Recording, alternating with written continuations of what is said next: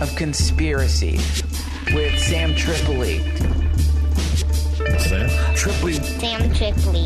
Mr. Sam Tripoli. With my friend Ryan Davis. Hi, Ryan. We're the first gay couple of conspiracy theories. I think it's beautiful, man. Hold up there, partner. Say that again. It's some mystical, deep, dark realm. Crazy shit. Wake up, Aaron. There's reptile people everywhere. Hey, man, what's the truth there, dog? Oh, what the fuck are you guys even talking about? Are you ready to get your mind blown? Revolution will be podcasted.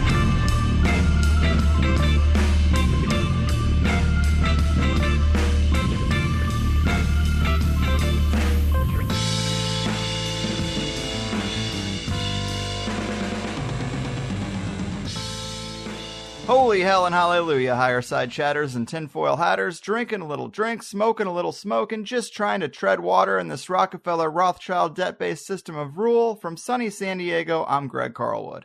And welcome to the recording of our first live podcast, people. Definitely a different kind of thing for THC, and really my first time on stage anywhere, but also one of the most unique things I've been a part of. Because we all know that even under the broad umbrella of conspiracy, different people get off on different levels of the elevator, from the entry-level notions that presidents are merely pre-selected puppets for the power pyramid behind the curtain, and news media companies are little more than 24-hour infomercials for propaganda peddlers and their fear-porn products, to deeper dives into the depths of mind control and ritual magic, entities in other realms, archonic overlords, and the full-spectrum dominance of the Saturn-Moon Matrix. You just don't always know what level you're going to be getting off on, but in an era where divide and conquer is the conspiratorial course of action for the Capstone Cabal, and the 1-2 punch of censorship and sensitivity is hitting us harder than usual, it's a beautiful thing to navigate the rough waters of the conspiracy and come out on the other side with everybody having a good time. Now, the main reason to even preface this Pandora's box of conspiratainment is really just to give a quick thanks to the comics who joined the chaos and to give them the name drops they didn't always get in real time. It's only right, and besides the hosts you know and love, big thanks to Steve Lee, the woke prince himself, from his own Stevie Weeby show, the adorable Jimmy Dore, ranter extraordinaire and host of the ever-popular Jimmy Dore Show, Eddie Bravo, the man who knows the plan and the mind behind 10th Planet Jiu-Jitsu. Of course, we also have simulation theory enthusiast and comedy gold miner John Toll. He has his pre-existing Condition album out on iTunes. The legendarily dapper Brendan Walsh, pastel plaid puller offer and podcaster as one of the hosts of The Bone Zone. Vanessa Johnston, big thanks to her, host of The Morbid Report and Apple off the old Freemasonic family tree. She's in the club, people. And finally, the quick and nimble Gareth Reynolds, cherisher of the Clinton cackle and co-host of the podcast known as The Dollop. Had to give credit where credit was due. All their links are in the show notes. And of course, you know Sam Tripoli and Ryan Davis from Tinfoil Hat, Conspiracy's finest bromance. And you know, big thanks to Sam for holding my proverbial hand, for pushing me out of my comfort zone like my own personal Harvey Weinstein, and for leading your humble host out of the darkness and security of my hazy Higherside den and into the light and vulnerability of a public appearance. Here it is, folks, the live show they just don't want you to know about. Enjoy. Welcome to the Higherside Chat and Tinfoil Hat Swapcast live here at the Ice House. Give you everybody a round of applause real quick. All right, please welcome to the stage as the co-host of Tinfoil Hat, Sam Tripoli.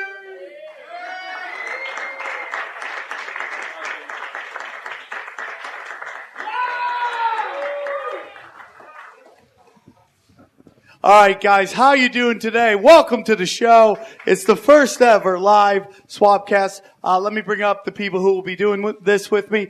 You know him as Stevie Weeby. He's got a wonderful YouTube channel. Please welcome to the stage, Steve Lee, everybody.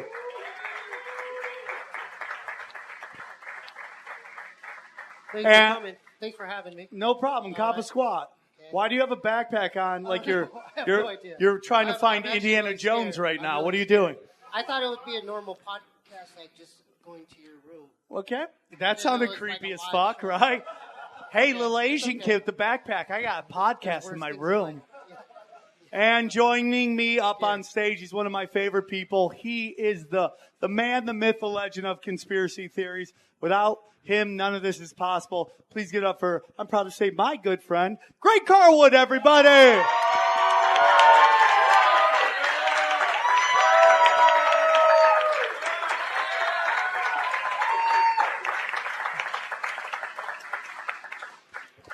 All right, Higherside Chatters, how we doing? Sam, what's happening? Dude, I'm so excited. This night has come together really well. We were a little nervous on whether anybody was going to show up, but it's a packed house, so give your guys yourself a round of applause for coming and supporting us.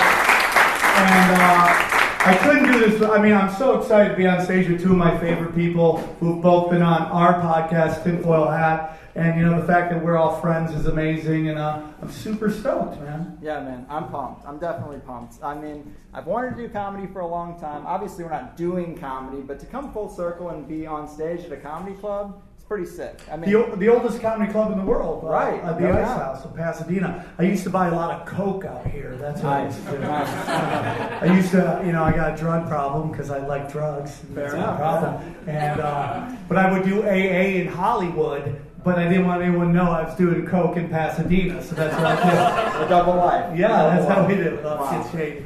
Well, yeah, man, I think this is pretty sick because, you know, I forgot who it was who said it on my show, but in the old days, it's only the jester could speak truth to the king, you know, without getting his head cut off. And that's why I think there's a special relationship between truth and comedy, you know? 100%. It's kind of what got me into it.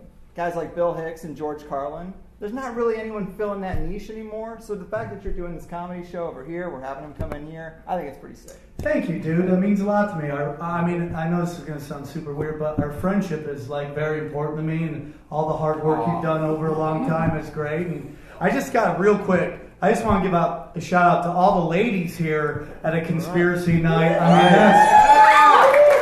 I've been fighting my girlfriend night in, night out to get her to stop watching the nightly news, you know, and I come home and I'll walk in, I'll just hear her trying to grab the remote to change the channel to get off of MSNBC. So the fact that you have a woman here at your show with you, or she dragged you here, either way, I think that's pretty awesome. So give them a round of applause real quick. So I was going to ask you actually, because I've been doing this for a long time, and you've been doing it for, what, a year? Yeah, I think we're like about a little under a year, yeah. Have you come into issues that you didn't expect, like when you first started? Have things arisen where you're like, wow, maybe in terms of responsibility or just certain topics, or has anything happened that you might not have expected? Well, I think like just people I interact with. You know, to some people, I become this whack job. You got a stigma. And that everything is a conspiracy. But then at the end of the day, we're always right. Do you know what I'm saying? Like, Amen. The narrative with the shooting that just happened, how everybody refuses to look at a lot of stuff. And I'm like, no, this is what I think happened. Right. And over time, it becomes right. You know, there's this great meme out there that says, you know, it shows a line. This guy has, one dude has a booth, and it says, uncomfortable truth. And nobody's at the booth. Right. And then it says comforting lies, and the lines around the block. And I think that's what you kind of get into. We're in this weird kind of, you know, you brought it up on your podcast when you were talking about, you know, the powers that be and how they, this new media, this new internet, they don't know how to handle it. So like Hillary, the Sith Lord, just sends out all these emails, all these crazy emails. You're like, why are you eating? Because she doesn't understand hacking and stuff like that. And I think that's where this place that we're in, where it's like you have the old school, new school. The old school is trust authority. We're all one team. And the new school is, dude, they're up to some shady ass shit, and it's all about money, power, and greed. You know? Amen. And we picked a great time to manifest into the simulation because we saw the wild west of the internet, the way it is still. It's not like that even now. You know, Rotten.com, I saw some weird shit in 8th grade. And a lot of guys out here probably did too. Stuff that, you know, our parents didn't even see. And, you know, now it's changing again. But we are in that window too, like you mentioned, where a lot of the old people, the elite, they might not be super careful with technology. And because of that, we might learn some shit, you know, once in a while if you follow those threads. But Steve, my man, how are you doing? I'm doing all right. I'm a little scared. So. I know. I get that. Like the whole time I'm thinking, what am I doing here? I'm thinking, what am I doing here? The Well, lights are really Steve, bright. within what we're talking about, within your own life. I don't know what's going on. I literally don't know what's going on. Like, You got coerced. I'm like about to sweat. I'm starting to sweat. Dude, I'm sweating like a Podesta under oath. I tell you right now. It's nerve-wracking. I lived in Arizona, Tempe, Arizona. I went to Arizona State, and I did more drugs than I should have, and so I saw weird stuff on LSD, and so Tell me about the demons, Steve. Well, my whole conspiracy started back then because I took some bad LSD, and it was during winter break, and I listened. I had a Portishead, her first album on a boombox, and me and my friend Kendall were breakdancing to it, and then Were you top rock or pop lock? I don't know what I was doing. I was dancing like a monkey. Okay. But I had to take a shit, so I went Which in is the bathroom. weird because you do that on shrooms all the time. I'm constantly thinking I'm going to shit my pants. What's It poison? does something. It is poison. Like, It goes through your system like one. I thought it was a spiritual. yeah, no, it did something. It's a double-bladed sword, my And friend. I drank too much Sunny Delight, the orange beverage, and so when I was listening to Portishead, it was track 3 called "Strangers" on the first album. And I don't know if I was like really listening to the lyrics, but it did something to me. I was, it was kind of juicy. It was kind of juicy back there, and then I was actually looking down at the. I was in the dorm room bathroom, and it was kind of like a rock type structure on the ground, and it started moving on me like kind of circular motions, and so I'm like, whoa, I'm like really tripping now. So. But then I followed it up to the wall, and I saw dead people like this, like kind of like that. They were like melting, yeah. So they were there, and they wanted to get my attention, and so that was when I realized that there was other dimensions on this plane of existence that we're on. Like, It's powerful. I knew that this was all kind of like just like an illusion. Like there was other like dimensions. Like I don't know how else to put it, but. It was one of the scariest days of my life because my friend Kendall, he didn't know. I was there for probably a long time.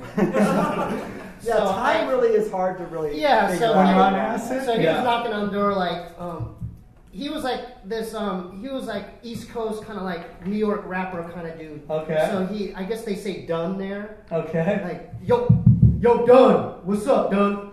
What are you doing in there, Dunn? And I'm like, and I open the door, I go, there's like demons in the bathroom. So I told him that there's demons in the bathroom and that he should go watch them too. So it sounds like your roommate was black and you're Asian, so Yeah, it's like this Asian weird guy and rush hour guy. thing you two Yeah. had going on. Well, let me ask you this, man, because what I'm curious about is, do you think how much of a connection did that music have to that experience? Do you think there's a connection between magic and music? We talked about this. You're not supposed to tell them that. Oh, but we did. We did talk about this, and I think that because you opened my mind to it, I still cannot listen to Portishead today. Because in my mind, there's some witchcraft shit going on. Right. There. Well, I look at her like a witch because if you listen to that song, she's like, why do you? She's like really cryptic, and it's like she's, it's good music. I cannot deny that. Like, what's She's her a name? demon, but it's good. She's a great artist, but I just cannot listen to it because there's something cryptic, and I think there's some witchcraft shit going on. What do you think about that, Greg? Well, the little insider knowledge, I just interviewed a guy, Chris Knowles. I've had him on the show before, but this interview is all about this deep dive he did into this woman, Elizabeth Fraser, who he thinks is a woman who's channeling entities in her music. She was in a band called the Cocteau Twins. Oh, I remember that. Yeah. So she does this wailing, moaning, kind of like really eerie, just like classic siren behavior. If you've seen Oh Brother Where Art Thou on the siren stuff, like that kind of singing. Mm-hmm. And the weird thing, it's a twisted web, but in a nutshell, Tim Beckley wrote a song called "Song to the Siren." This girl, years later, covered that song. His son, another musician, fell in love with her, and then he eventually drowned. He got dragged under the waves. So this is literally the story of the siren. The siren attracts you, Oh, yeah? and then kills you. Yeah. And so Chris's opinion is that like there's some kind of entity that's collecting trophies through this song. Yeah. It's creepy. But I'm sure Portishead has something like that going on. they probably were both at the meetings. Yeah, because Had to be. that day. Is it on Spotify? It is. When she recorded that song, it was under the name This Mortal Coil. So if you listen to This Mortal Coil, Song to the Siren, you'll get creeped out. But the Cockatoo Twins, that's some 90s shit. Cockatoo Twins. But that's some 90s. That's some 90s. That's later than that, I think. Oh, okay. Or, I'm sorry, earlier. I think it's like 80s, 70s, Right. 80s. But as Greg kind of asked about what kind of blowback I got within my own life, you kind of had some weird kind of thing with your brother. If you don't know who his brother is, he's that gentleman right there with his ass crack hanging out. Right. That's Bobby Lee. His brother's Bobby Lee. But yep. And Bobby doesn't believe in any conspiracy. No, right? he's a straight shooter when it comes to that. I actually ordered The Realms of Other Realities. This Linda Moulton Howe Yeah, I book. met her. Yeah. So I was interested. I bought it, and then I had to pick it up at the post office in Hollywood. And my brother he picked me up. He happened to pick me up. He was like, "You want to get something to eat?" And then I had the book, and I was like unwrapping it, and he's like, "What is that?" And I'm like, "Oh, it's this alien book." And he was like, he got scared, like, because of like the illustrations and stuff. Because it had like reptilians in it and like alien grays. He was and going to shit. send you the Looney Bin. Yeah, so he's like, dude, if you don't put that away, I'm going to tell mom and dad we're gonna have to check you in, dude. That's a big deal for a 30-year-old. You're going to That's a Cyborg. big deal. Yeah. So he threatened to like actually put me into like A mental facility. Yeah, like a mental facility. So I'm like, I'm not going to bring it up in front of him. No. Yeah. So. You don't want to go there. If you want entities to get embedded in your body, that's where you go, because that's where the mind control experiments happen. That's where the electroshock therapy goes on. And that's what I think in MK Ultra was. I think they opened some doorways to some things, and then that became what they were experimenting. It started with mind control, and then once they open these doorways, they start picking up the telephone, and there's something weird on the other end, like Stranger Things. You know, if you've seen that, it comes out of torture. I'm a fan of that. Yeah, that's a good show. I don't know why, like, communication with entities, at least some, seems to come out of torture. I mean, that seems to be a pretty major theme. Well, I mean, the CIA the Nazis weren't defeated. They were just, they entered an expansion draft, and everybody drafted that. Like, with the third pick in the expansion draft, the United States thinks, I'm on Schlachta! Amen. You know, and then they came over here, and, you know, Russia got some, you know, we got some. So, like, of course it's all from torture. It's all from a very dark place. IG Farben got some. You know, a lot of them went corporate and became corporate lobbyists. Like, there's a whole infrastructure of places where they were put into place. And I really think that the American system has become the, you know, ex-Nazi apparatus. And, like, it's kind of emerging again in a big way, I think. I think the deep state has no alliance to anybody except for this small group of people. Right. And it's a cult, basically. It is a cult, and it's a deadly cult, and it's like really, I mean, like this thing in Vegas, you're like, who are you helping? And it's just like, and you were there, man. What a I week. was there. I was there. In Vegas. Not only was it a hard week for stand-up, because I literally had to go up in front of a crowd and tell well-crafted, multi-layered dick jokes and get laughs from it, but I also, my friend Ralphie May had passed away, and I had to do on top of that. So it was but the crowds were amazing, man. It was a blessing. But you know, whenever a story starts off, and I knew something was up, because I think it was Brian Williams, right? Brian Williams, within like 20 minutes, had some spook on. Not only did he have him on, but he had a suit, all done nice, fully makeup, ready to go. Like, if you've done television, you know makeup takes a half an hour, 45 minutes. So that guy was ready to rock and roll. He didn't even run in, like, take off his hat. Like, sorry, I just got back from Pilates. You guys need me real quick? No, right, you would think it would be a more chaotic thing, and more, like, spur-of-the-moment thing. Right there, already spinning it with the, this is what you saw and all that stuff. So it's like, I loved it, man. I love just trying to find out what they're up to and let everybody know and just let it spread. Did a fair amount of people who were here listen to the Ollie Thank you, Demingard slow show? clap over there. Thank you. Anybody listen to Ollie Demingard on Vegas? Some people, a little bit. Yeah, I mean, it checks a lot of boxes. And that's another thing. As a conspiracy host, like, this might be the first time that it got, like, really real for you. Like a major event, like, while you're on that, you know, while you have that title as a conspiracy host. It's probably a little difficult, right? And that's at your hometown? Vegas is where I went to college. Right on. So, I mean, yeah, it's hitting you on multiple levels. But, I mean, you know, it's different when you're talking about reptilians and the Hollow Earth. I'm sure people have a different reaction than when you bring up the fact that Vegas might have been some type of false flag. Yeah, I mean, we're mammals. We run in packs, and we think our pack is our pack, and our pack takes care of us, when we don't realize there's a bunch of, like, wolves in sheep clothing that have a higher thing going on. The first time I realized something was wrong is, I mean, not the first, but when I saw it happen in real time, was the San Bernardino shooting.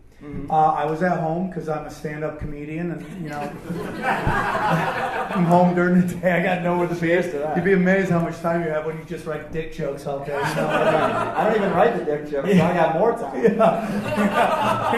So I had the television on, and it broke into the story about the San Bernardino. And I always tell people, man, the real story is in the first reporting. When you first hear what's going on, because for some reason they can't control it. Gets out really quickly. And the reporters were on the ground at the facility where the shootings happened. And the first thing they said, one guy goes, "I watched 4 guys in black military fatigue walk in and start lighting people up." And I go, holy shit. And I started thinking, like, there's some kind of, like, weird war about to start. And then it started changing. And then within 2 hours, it was this Middle Eastern couple, hated America, and they were with ISIS, and they caught him, and he happened to be shot, bound up, you know? And it's just like, oh, okay, that's crazy, because the same people you see walking around the Boston bombing, those guys in all black with the Punisher symbol on their hats, and it's like, when they said that, because I was already investigating the Boston bombing, and then when he said 4 guys in military fatigue, I go, oh, those are the same fucking dudes that were at the Boston thing. And I was like, interesting. And this one seems more ritualistic than almost any of them, you know? It seems like there's more magic involved, more esoteric symbolism involved in this one than most. 32nd floor in front of the Black Pyramid. Have you seen the Freemason? I didn't mean to interrupt you guys, but I'm reading some. There's some crazy shit on there. I'm thinking I'm not qualified to be up here. You know what I mean? Like, there's some shit like some high level. If you're talking about the Archon Control Matrix, you're on this level. I've had some scary, like, personal experiences. Are you going to the light when you die? I don't know, man. I'm starting to get frightened a little bit. Like, I don't even know what simulation theory is. I've heard of MK. Hollow Earth, that's Mount Meru. Oh, that's let's welcome to the show. Dore.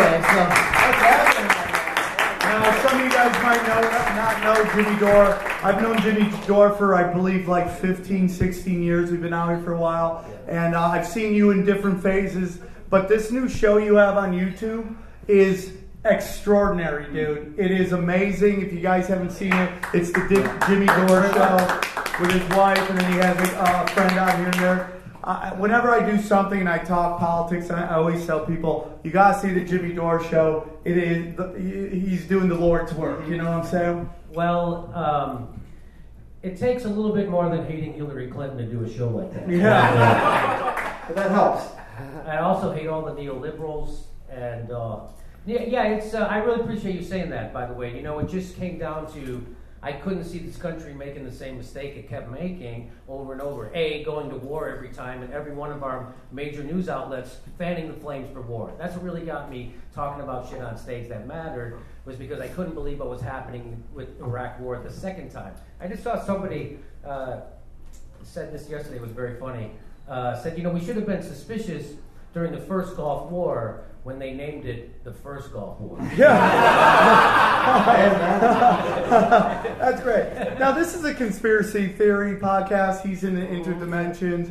We're into all the other stuff. And a lot of people are like, well, Jimmy Dore's not a conspiracy theorist, but I do believe that you are, because I really started following you during the primaries, and you would put out, you and especially Lead Camp, and I love when you guys are on the same segments together, and the whole thing with Hillary and all that stuff. the deep state. I don't know if you're into that whole No, that's thing. happening. That they did it to Barack Obama. The deep state sabotaged his deal with the Russians. We were sharing information with the Russians in Syria. This is in like October of last year, the 2016, and Barack Obama set that up. So we were going to work together to try to fight ISIS. Well, the CIA and the deep state didn't want that shit, right? And I'm guessing Saudi Arabia didn't want us fighting ISIS. I don't know what the fuck, but they didn't want it. So they sabotaged. This is right from Dennis Kucinich said this on my show. So that they sabotaged Barack Obama's peace deal with Russia. And that, because what they did was they had him they gave wrong coordinates, and they ended up bombing 100 Syrian soldiers. The United States did. And after they killed 100 Syrian soldiers, the fucking deal was off, right, with the sharing information. And that's exactly what the deep state wanted. And I said to Dennis Kucinich when he said it, I go, well, why didn't Barack Obama push back against this? And he said, Barack Obama doesn't push back. And Barack Obama was on his way out the door anyway, and that's what he figured. He's going to hand it over to Trump, and that's what he did. So, I forget what the question was, but everything you're being told about Syria is a lie. Yes. Everything. It's fucking everything. The white helmets are fucking liars. It's all a lie. Why are we in Syria? I was literally on a guy's podcast a few weeks ago, and the guy was trying to tell me, and this is a very famous guy, that we're there because we're trying to help people. Same old lie. Yeah, Same no old shit. lie. I was like, no fucking kidding. It's the petrodollar, right? Of course, people don't even know what the petrodollar is. It's unbelievable. How many people know what the petrodollar is? Do you guys know This what that audience is? knows. Be honest. This Be honest. audience I'll tell you what the No, petrodollar hold on, real quick. Honestly, how many people here know about the petrodollar? This isn't making fun. Really, how many people know about it? Clap if you know about it. And the Washington Post and the New York Times and CNN is not embarrassed that America doesn't know the fucking linchpin of our foreign policy since 1973. They don't care that you're uninformed because they're bought by the people who want to keep you uninformed. That's the whole fucking point, right? And that's why Russia, which is Trump is such a moron, yet he's able to fucking stay one step ahead of the NSA, the CIA, and the FBI. What the fuck? You have every phone call, every text, and every email Trump and everyone he knows ever fucking made, and you still can't nail that motherfucker? I think you guys are bullshitting us. Right. I agree with that. I think that if the CIA didn't want Trump in office, I don't think he'd be in office. Yeah, I'm almost like, these guys are so smart, okay? I just had Jonathan Lynn, who directed My Cousin Vinny, wonderful, incredibly intelligent human being. And, he's an old school Democrat. And I believe it was you. Did you talk about how the Koch brothers brought in Hillary to move them to move the Democrat Party? Bill Clinton and Al Gore started a thing called the DLC, which stands for the Democratic Leadership Council. And that was in response to Ronald Reagan scaring the shit out of the Democrats. They thought they're never going to win another election. And so what Bill Clinton and Al Gore decided to do is, we'll do triangulation. We'll become just like them. We'll take away their issues. Like their issues are, the Democrats want to help poor people, so we're going to fuck over poor people. The Democrats want to help unions. We're going to fuck over unions with NAFTA. The Democrats want to have a stable banking system. We're going to repeal the New Deal banking legislation, and the economy will crash within 10 fucking years, and we're going to balance again on your backs. The homeowners' backs. They didn't balance it on the banks' backs. They kicked 5.1 million families out of their fucking houses. That's how they fix the banks. Yeah. So that's what's happening right now. So Bill Clinton and Al Gore started the Democratic Leadership Council, and that was their corporate wing of the Democratic Party, which is now the Democratic Party. And they literally had executives from the Koch brothers on the panel of the Democratic Leadership Council. And the Democratic Leadership Council, their big ideas was to gut welfare while exploding the prison population, while repealing the New Deal banking legislation. And Bill Clinton also tried to privatize Social Security. He had a secret deal to privatize Social Security. People don't know this. He did with Newt Gingrich. The next day, Monica Lewinsky's blowjob scandal happened, and that saved Social Security. Oh my God, so she's a hero. Eddie Bravo here now. Joining us on stage, one of the most woke motherfuckers you'll ever meet in your life. Please welcome to the stage, the one and only from 10th Planet, my main man, Eddie Bravo. Welcome to the show. Are you not used to the sun? No. First of all, Eddie, it's a pleasure to meet you. We haven't met before, correct? Nice to meet That's you. correct. I'm You're jealous. awesome. Thank I you. saw you on Oh, stage. that's very nice of you to say. Yes. I just want to say I'm jealous of your name. Eddie Bravo? Hey, Jimmy Dore's pretty should be. sweet. I would like to, well, if I That's could the best rename name myself, ever. I now would rename myself Jimmy Standing Ovation. Okay, I like that. Put it right in there. I like that. I like that a lot. We were just getting into the whole deep state and all that stuff, and I know. Are we talking about Illuminati fucking babies? No, we weren't talking about that. What's got you concerned these days, Eddie? You know what? That's the big, the glue that's holding all the corruption together is all these old motherfuckers at the top are fucking babies. Think so? Yeah, that's what's going on. It's not a joke, but that's actually what's going on. What The pedo gate, hold on. the pizza gate, all that shit. That's why people are being corrupt because they're all in on it. Everyone at the top, they're all fucking babies. I don't know if you're into this. There's something to what he's saying. There is. They're all fucking babies. There's probably right now.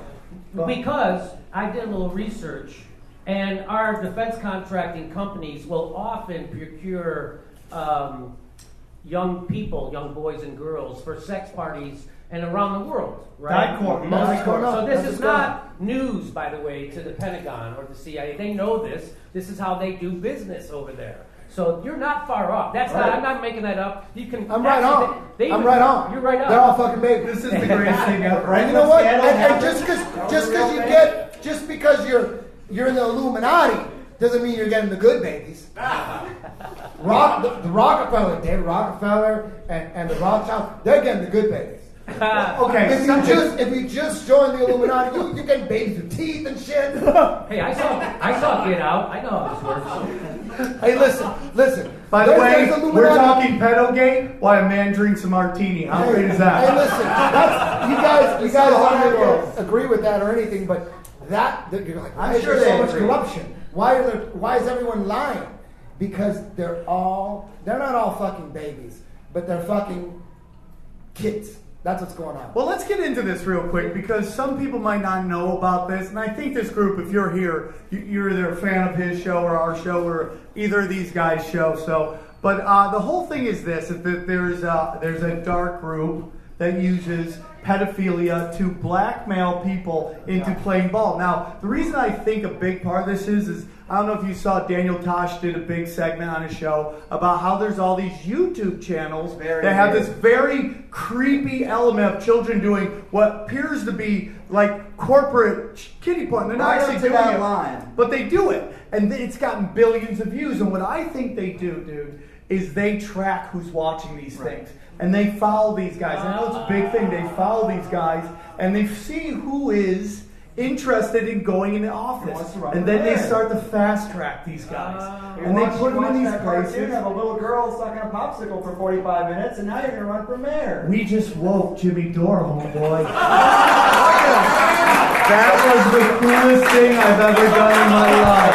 Hey, let me ask you a question, though. So, with the kid fucking, in regards to, do you think that there is something there besides just power and blackmail? Do you think there's like potentially a deeper element, a deeper game to why they would do that?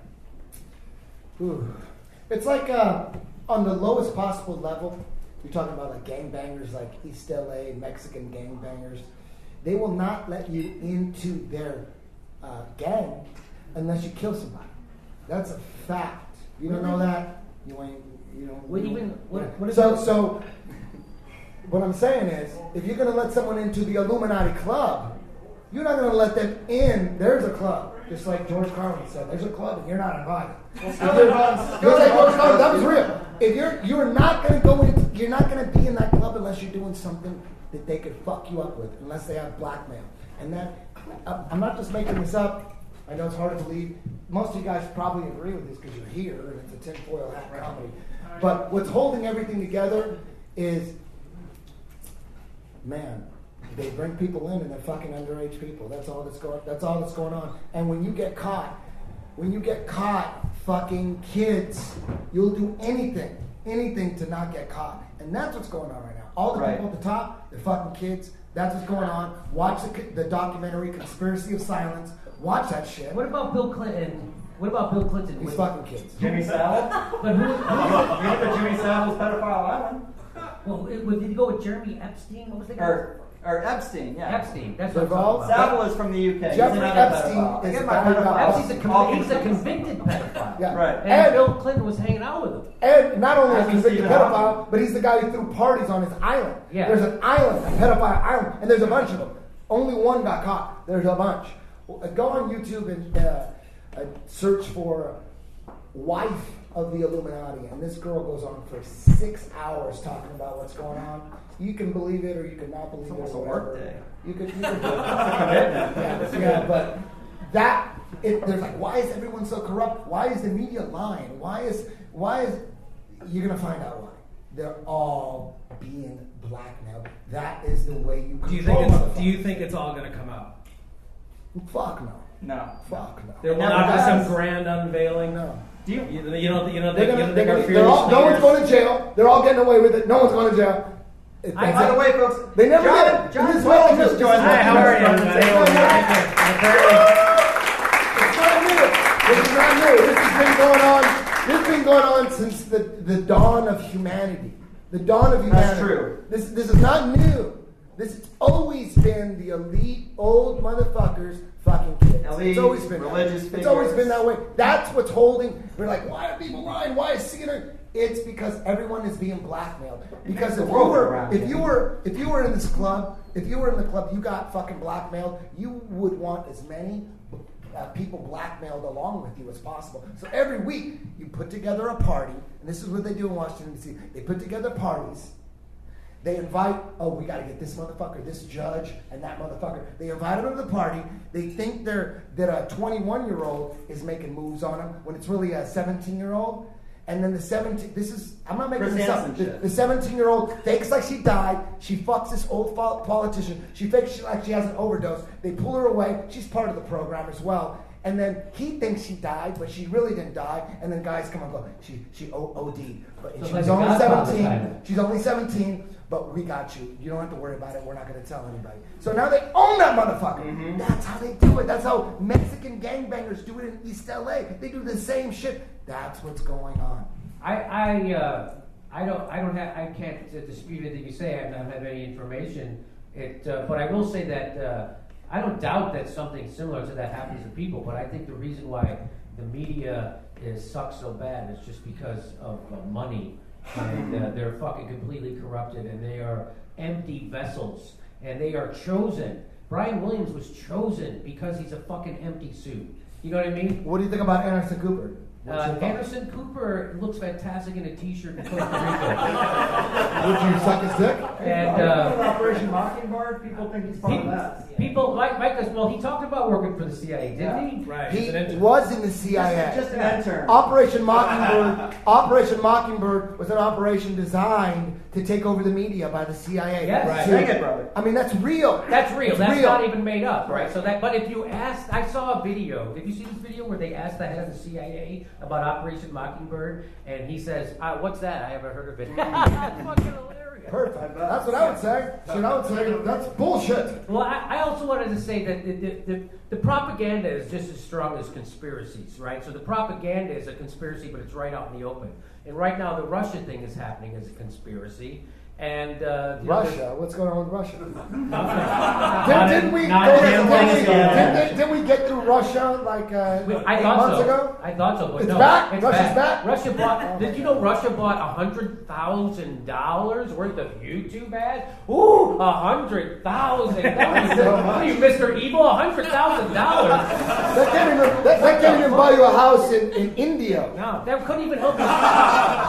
Damn, people know where India is at.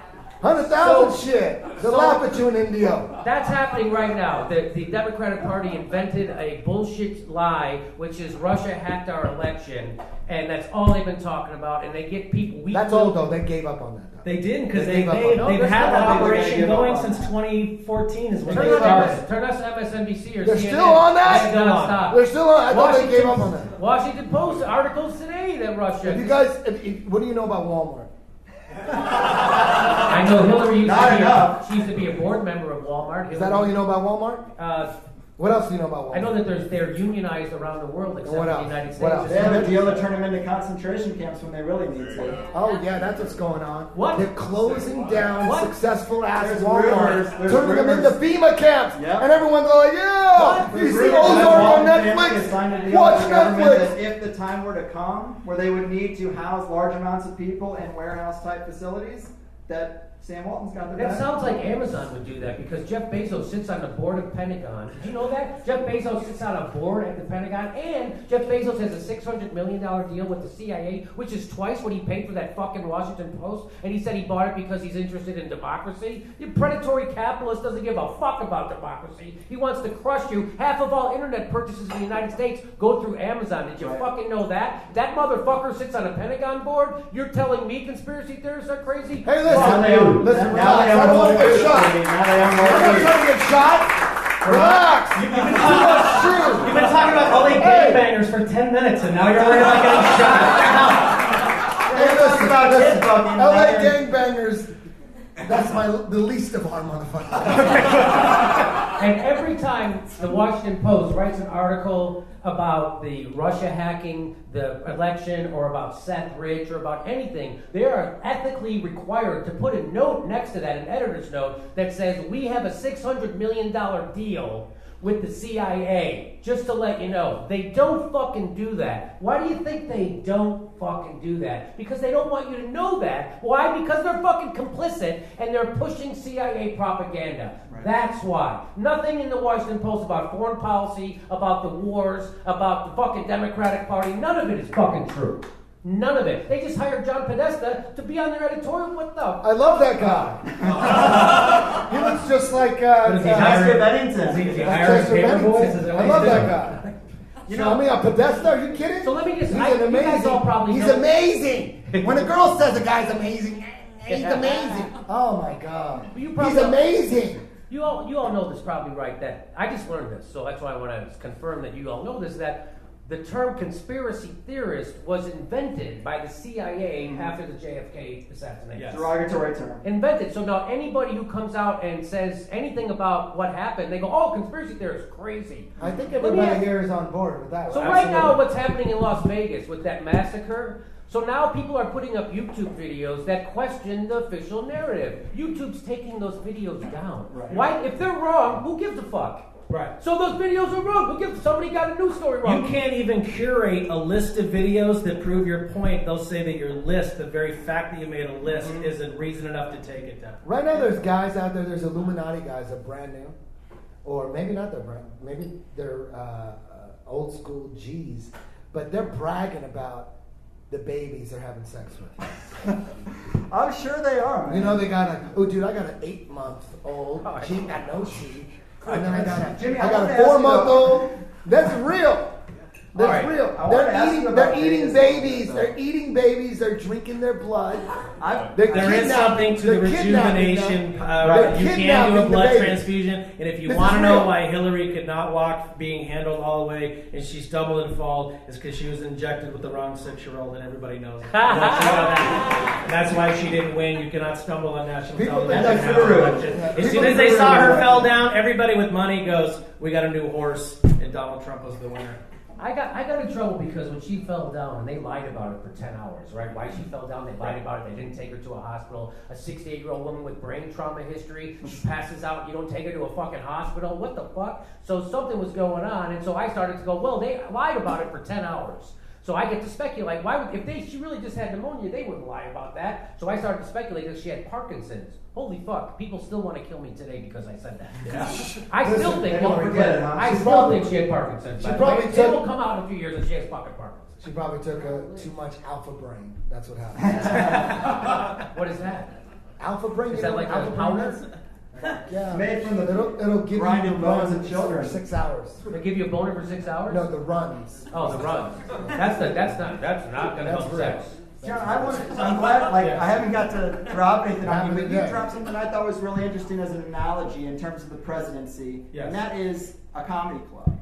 Very much so, yeah. Drop that on the people. I think that's a great analogy. The way that we look at this person and we give him so much real estate in our minds is just a continuing propaganda. The fact that we have one central figure brought down, and we color them with the color orange, which is just hooked to our orange chakra, which is just rooted right below our red chakra. And that's the reason we're all so angry about this. The more angry the world is, the better the economy is, because people don't have any time, so you work harder. With less time, you make poorer decisions, and everything just continues to run, and that's the way the business is. As far as the presidency is concerned, a comedy club, if somebody asks me to come here and headline, which I've talked to the booker, and it's never going to happen, but that's fine, all right? But in that time, when I come here and headline, I'm in charge. I'm in charge of this room. I decide what policy is. I decide how it goes. I decide how you react, and I make and I change based on what my game plan is, based on what you're saying. Am I really in charge? No, I don't own the building. I don't put the lights on. I didn't do any of the marketing. I didn't do any of the advertising. And when my 45 minutes or my 4 years or 8, or in this case, he is our last president and he will go 12. Okay, that's fine. And then, yes. So it's that sense. I gotta go on stage. Eddie Brawl, everybody. Let him know. Yeah. Baby. We're fucking the babies. So, fucking babies. So I also got a lot of trouble for saying that Hillary Clinton presidency would be worse than a Donald Trump presidency. Right. Because streamlined. They yes, already have the plan. Because Donald Trump is an entertaining nincompoop, right? And Hillary Clinton is an unentertaining fucking oligarch who knows how to get horrible shit done, right? And that's how they deregulated the fucking banks and crashed the economy. That's how she voted to get us in Iraq. That's how they did fucking Libya. That's how they overthrew Honduras. That's how all the fucking horrible shit they do it, right? You can't stop them. So I now with Trump as president, they couldn't even repeal fucking Obamacare, right? And I predicted that. I predicted that he wouldn't be able to keep the Republicans together and the independents would go against them. So that's exactly what's happening. And so people, again, you're the Antichrist just for having a different opinion in this country. And McCarthyism's happening right now at fucking 100 miles an hour at the top of everyone's lungs, and no one's fucking saying anything about it. It's a weird time to be alive. I started talking about this shit when we were going into Iraq. Everybody that I knew the Iraq war was bullshit and was a lie. Everybody I knew. Right. There were 1 million people in the streets protesting. They did not show them on the fucking news. You know, when they started Occupy Wall Street, for a week and a half, those motherfuckers had to drive through Occupy Wall Street to get to their newsrooms and Manhattan, and they didn't fucking mention it. Right. And now, but now with all of the micro divisions that we have, and the fact that now even coming out in public is a quote-unquote scary thing, and that's how you stop the peace movement, is to give the fact that 100,000 people cannot come into one area with one single idea, which is to stop war, because everybody's so at each other's throats because they're all mad because you didn't bring the right colored bat and the right color face scarf to come and start this war. This is Brendan Walsh, everybody. A round of applause for Brendan Walsh. Hey, Brendan. Can I ask Brendan a question? Go for it. Brendan, he just mentioned the anti-war movement. Now, it's very strong on the left and it's very strong on the far right, the anti-war movement. Yeah. A lot of people have said that they thought Charlottesville was an attempt to drive a wedge between the left and the right because the elite feared that we were coming together to oppose them economically and militaristically. What do you say to that? I mean, I don't know what the fuck's real anymore. Like, I do think I think that's what this Vegas shit's about too. Is to fucking, it's all static. It's to keep us all fucking confused and scared, and the fucking news, and and it's so easy to be labeled as a fucking psycho just by asking questions, like. Like the Pizzagate thing. Okay, whatever. Maybe that's crazy, but like when the fucking news and everybody's like, no, that's debunked before the story even comes out. You can't even hear the story. That's fucking suspicious. Right. You can't even hear the when they case have made. fucking like tributes for the it's like, when did you guys put these tributes together for the Vegas victims? It seems like it's been in production for 2 weeks. Like it's fucking when it's just immediately turned into a button or a pin in a song. It's fucking curious to me. Right. It's like and there's why do they care if people get it wrong? That's why I don't. If someone's wrong about the Las Vegas shooting, how's everything solved so fucking quickly? Right. And I guarantee you this: Vegas, much like the Pentagon, more fucking cameras on the Pentagon in Vegas than anywhere in the world. But you're never going to see a plane hit the fucking Pentagon. You're never going to see a fucking videotape of that. And you're never going to see a video of this guy bringing all those fucking guns up to his fucking room by himself. Absolutely. You're never going to see that. Where are all the? I saw a picture. I just saw one picture of his room. So maybe there's more pictures. I hope. I'm sure there are. There's no. I didn't see any shell casings. 1,000 shell casings. Where? Where are they? they? Show me a picture of the shattered glass on the ground. There should be a fucking pile of shell casings about 4 feet high. He shot 60 bullets a second for fucking 10 minutes. Are you kidding me? And they should be pulling bullets out of the asphalt, out of cars, and making sure they're all from the same fucking gun. The bullets should be. The heat of the projectile should be burned into the carpet because of how hot it was. That you should be able to look at the ground and see that it has been disturbed. It just looks like a hastily put. Well, there's never going to be there's never going to be a real investigation. Right. The story's already official. Yes. Yep. And there's a videotape that I watched, videotape, it was on YouTube. I got the VHS. I got the fucking vanilla envelope with the VHS tape in the mail today. Sent to Bud Friedman at the Improv. It's a cab driver in the Mandalay Bay turnaround, and you hear gunfire far away, and then you hear it right above them. And it's like, well, that sounds like two different places. Two totally different guns, two totally different placements. But you're a fucking psycho if you're buying into that. If you say that, you're mental. First of all, this is an open. See, here's what's happening lately. You can have an open murder investigation, which is what this is, and you ask questions about it, you're immediately shouted down. That's not supposed to happen during an investigation. They haven't even concluded what the fucking real investigation is supposed to say. So that's exactly what you say. Super suspicious. Why are they taking down YouTube videos that question the official narrative? If those YouTube videos are wrong, who gives a fuck? Right. Yeah. And so, don't you want to explore but the thing just fucking happened, right? You know, what? And it's I didn't have a 9/11 opinion until 4 years later. So the fact that we're all jumping I on haven't this watching the fucking towers go down. I said to my girlfriend at the time, I said, what are these motherfuckers up to? That was a controlled demolition. Buildings don't fall straight fucking down like that. Right. They do it all the time. Ever since 9/11, it happens every year, doesn't it? Yeah. Every building that catches on fire just fucking collapses. Building 7 wasn't hit by a plane. Well, that's the thing. Building 7. Well, and ever since JFK, you see JFK get shot in the face, and now you got shot in the back of the head. Fucking the Pentagon got hit by something. Well, we're not going to show you the video. What do you think you didn't see what you think you saw is the fucking official government story for everything, and people just take it. It's just like if Vegas is a problem reaction solution situation. Yes. If it is, what do you think that the motivation for doing this is? I think it's suspicious. I have no idea. Well, I do think disarming. It's getting people people are I think it's getting people who might be on the fence about the Second Amendment and about owning guns to be more okay. Yeah, you got to get rid of the guns. Same with the Sandy Hook thing. These are just ways to try and get people's guns away because then it's easier to control. We're still a really armed population, and that's the reason. And people's arguments with when the Second Amendment was made, it was a fucking musket that shot a billion little BB gun. And it wasn't for automatic rifles. It's no, but that's what the government had. That's what the law is. Sweet.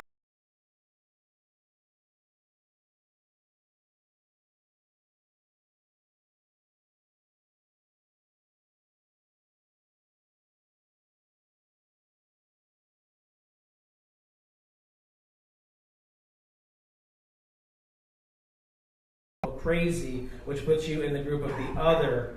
And that's what we are in the business of controlling the other. Right. Well, let me drop this on you. Do you think it's suspicious that the CEO of the MGM is on the Security Infrastructure Advisory Council to the president? The very guy who says, hey, Mr. President, we need to roll out tighter security, more scanners, backscatter machines. Do you think it's suspicious that that very guy who's on that council would recommend such things? As suspicious. Has an event go on in a casino he owns? As suspicious as the casino guy who dumped all of his stock before this happened is the same suspicion that I have for the guy who has 2 different insurance policies on each one of the towers and cashed in twice. What? Yeah. Did you guys hear this? Larry Silverstein he said it was covered under terrorist attacks, so technically there were 2 terrorist attacks that day. He tried to get $8 billion in what was the second terrorist? The other plane. These are 2 different incidents, my friend. Are you shitting me? They hit me and then they hit me again. And he had to sue to win. No. Yes. Can you believe it? And he's also Larry Silverstein. He's also in a front line, a PBS front line, where he admits that Building 7 was a controlled demolition. He says we decided to pull it. We pulled it. We pulled it, right? And so then people dispute what that meant, right? And it's weird that he would, Well, he says, he's like, we had so much loss of life that day. I mean, everything leading up to that, he says, so we just decided at 5 o'clock to just pull it. How do you have it prepared? What's that? Can you pull any building on a moment's notice? Yeah, I know. What are you going to, You can pull anything. I don't, again, I'm not an engineer. I have no idea what happened on 9/11 with those buildings.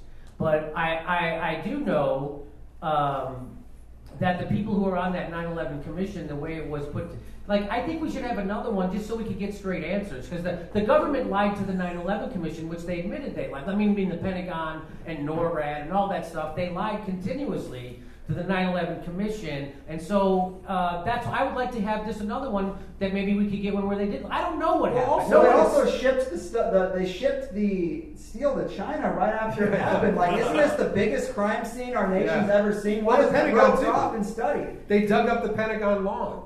Fucking threw it away.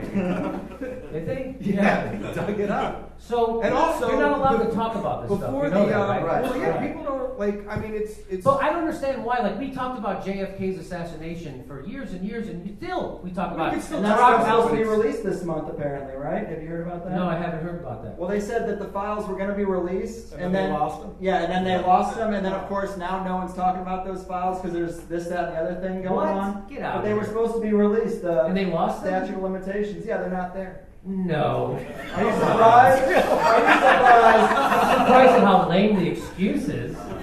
That's what I'm surprised about. But the news cycle's so fast. The news cycle's so fast, it doesn't have to be good. It just has to be enough of a hiccup for it to reset 24 hours later. We're talking about something else. No. I mean, again, I'll restate about the 9/11 thing. Again, I have no idea what happened, but the 9/11 commission, no one... The people who are on it fucking say it wasn't right. Yeah. Well, the guys who wound up in power were part of a think tank called the Project for New American Century, which was a fucking military-industrial, it was a military-funded think tank, and it had Paul Wolfowitz, Donald Rumsfeld, Dick Cheney, Jeb Bush, had a bunch of people who wound up being in power, were part of this think tank, and the whole purpose of the think tank was to figure out how to increase military spending to like this crazy degree, and it even says in there, they're like, well, barring a Pearl Harbor style attack, it's going to take decades to reach this. Right. So then these guys get into office, and it's like, what do you think fucking happened? Like, was Paul Wolfowitz like, hey guys, I got an idea. Nah, it's too fucked up to even say out loud. I mean, I think I know how we can achieve this overnight.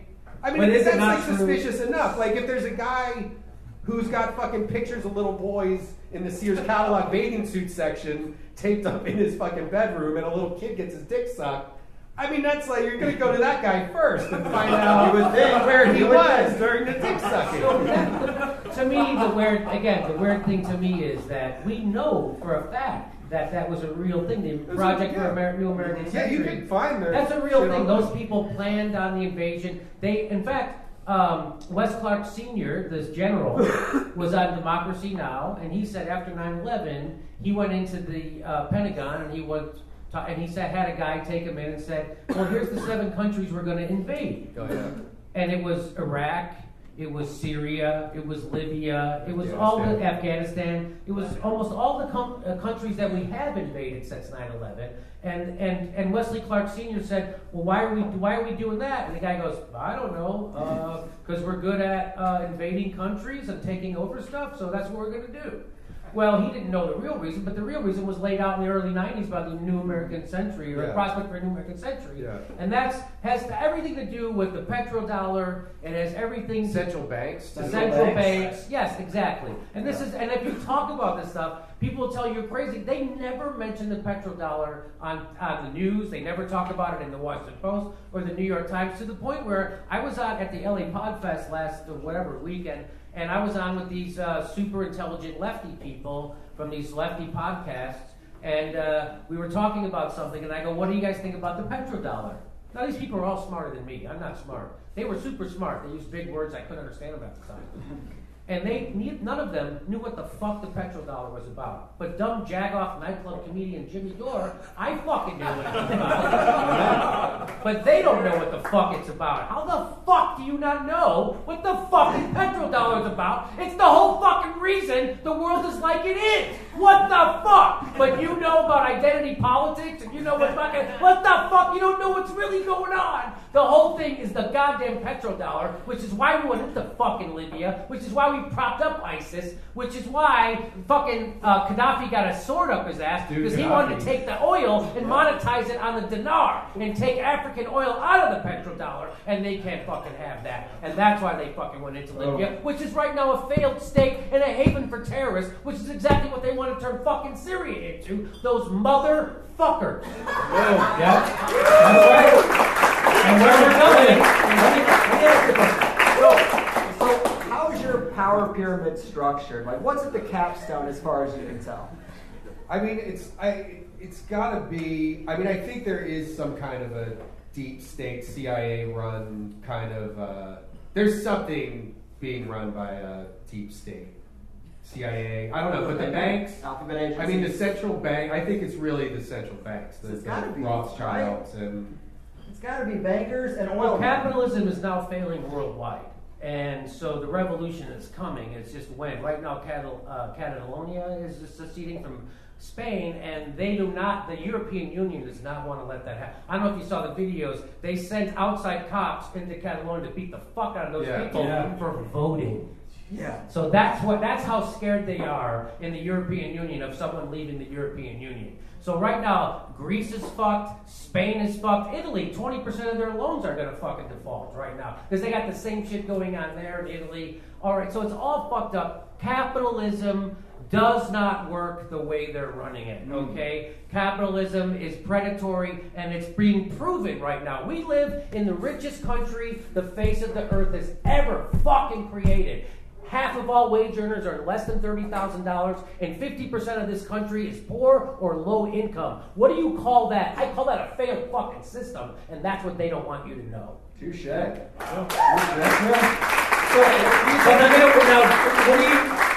do you think about the fact that cash is going away? And that they are going to move us to a cryptocurrency, and the battle is over ultimately because of the way that everything can be hacked and information we're going to need to be call it chipped, call it whatever. You're going to need to look at your face in order to make a transaction. It's going to have some kind of biometric that goes along with the transaction, which means that in order to retain the power of the petrodollar, we need to continue that scam, but then move it into a cryptocurrency, create a collapse of what our economy is going to be, and then the world currency will come up to replace it, and it'll be business as usual, but we'll have a brand new dollar sign in front of the money. That's interesting. I don't know. I know that the petrodollar is failing. China's against it. Russia's obviously against it. So I don't. And if the petrodollar does fail, our economy has failed. We are fucked. Because that's what we're built on. We're built on printing as much money as we want, and all those foreign dollars coming in. So I don't. Things could get really Mad Maxy if we go off the petrodollar. Like, I'm all against it because it puts us in bed with people like Saudi Arabia, who are an oppressive fucking dictatorship, theocracy, as opposed to us being friends with someone like Iran, which has elections. They actually have elections, and a lot of the countries pro-West. Why aren't we fucking friends with them? Well, we're not friends with them because of the petrodollar. It goes through fucking Saudi Arabia. Does it go through Iran? It goes through Saudi Arabia. In the early 70s, Nixon made a deal with Saudi Arabia when we went off the gold standard that if you monetize all your oil in greenbacks and dollars, that we will give you our military anywhere you want it. Which is why we're in Yemen, which is why we're in Somalia, which is why we're in Syria, which is why we're in Iraq, which is why we're in fucking Libya, which is why we're anywhere we're in Niger. We're in fucking Niger right now, okay? We are everywhere. Barack Obama took 2 wars, expanded them to 7, and they still gave him a fucking Nobel Peace Prize. So that's what's going on right fucking now in front of your fucking face. Barack Obama sells out America to the banks. He retires from the presidency, and his first public act is to come back and take $500,000 from a bank. They're stealing right in your fucking face, and they don't give a shit that you know it. But what about all the hope and change he brought to us? Right. He brought no hope and change. The Democrats controlled the House, they controlled the Senate, they controlled the presidency, and what did we get? We got a right-wing healthcare giveaway plan to the fucking health insurance company fucking anyway. We got, you gotta vote, because if Mitt Romney wins, we're gonna get Romney Care. But we voted and Barack Obama won, so we got Romney Care. It doesn't fucking matter if you vote for the Democrat or the Republican. You are getting more war, you are getting more fucking favors to the oil industry, you are getting more favors to the banks, and you are going to have a bigger income disparity than the rest of the upper 10%. And that's a fucking fact. We are living in a bigger income disparity right now than we had before the Gilded fucking Age. Right now. And there ain't no Teddy Roosevelt coming to save us. Things are going to hit the fan soon. Yes. So can we vote our way out of this? No. What do we mean? Believe in Jesus, get a gun. We voted our way out of this. We voted for Bernie Sanders, and those motherfuckers cheated us, and we got fucking Trump. And that's where we are. People voted for Trump because they didn't want to vote for the establishment. I understand that 100%. We got to smash the establishment. And Trump does create a space for us to smash the establishment, and we should take advantage of it right now. Touche. Yeah. So, John, how about that hollow moon? I'm going to head out. See you guys. Everybody. Coming back to the stage, this is Sam Tripoli. I think we should get a lady on here too, huh? Hey, please welcome to the stage a very funny lady and a good friend. Vanessa, grab that microphone sitting next to Jimmy Dore real quick. Please welcome Vanessa Johnson. Yeah. She may or may not be a lizard person. I do not know. She's done a podcast.